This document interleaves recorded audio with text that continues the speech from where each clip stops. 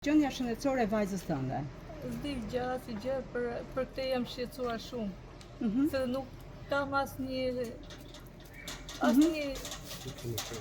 për analiza, për gjëra, për asnjë gjë. Gjatë gjithë sa kohë keni takuar vajzën tuaj në E spital? kam takuar 2 herë. Si duket? Çka? Jo, është mirë. Nuk e di. Është në dieni të gjithë videove që janë bërë virale? Nuk e di. Nuk e di.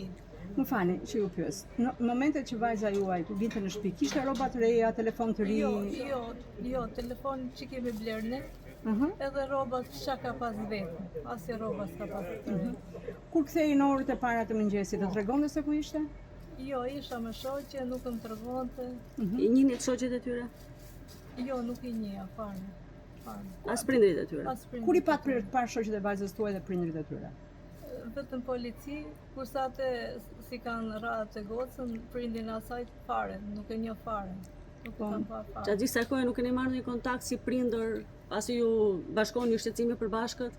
Me vajzat e tjera? Jo, fare. Keni marrë avokat për vajzën tuaj? Jo.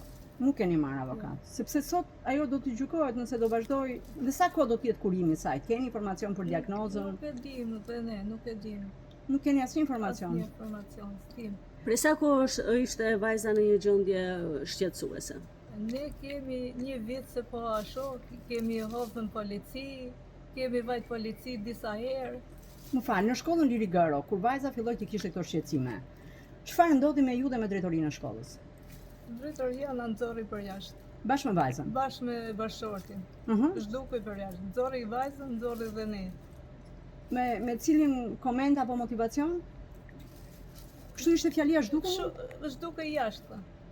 Drejtoresha e shkollës? Nuk e ndau shqetësimin me ju. Pati psikologin në shkollë? Pati psikologa, aja qeshte me ne. Është një psikologe. Është ke... Po? Nuk ja di edhe emrin, po është një psikologe.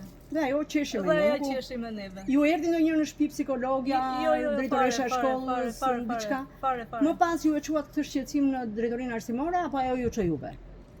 Jo, nuk na çovi ajo. E quat ju shqetësimin? Për fyerjen që ju bëri, jo? Dhe çfarë ndodhi? E çun gocën në shkollë tjetër, goca nuk pranoi. Edhe kaq. Ndërkohë vajza edhe baban e vet e ka akuzuar për dhunë apo jo? Po. Dhe ai u detyrua të bëj 7 muaj arrest shtëpi. Bëri dhe burr. Edhe burr. Tani është me detyrim paraqitje. Më fal, vim te ky momenti që ti sot e di që po merret një masë sigurie. Ke frikë se vajza jote do të përfundojë në burg apo ke frikë se është diçka tjetër mbas kësaj akuze? Çfarë të shqetëson? Dhe frikën e kam, po dukurin plot për gocën.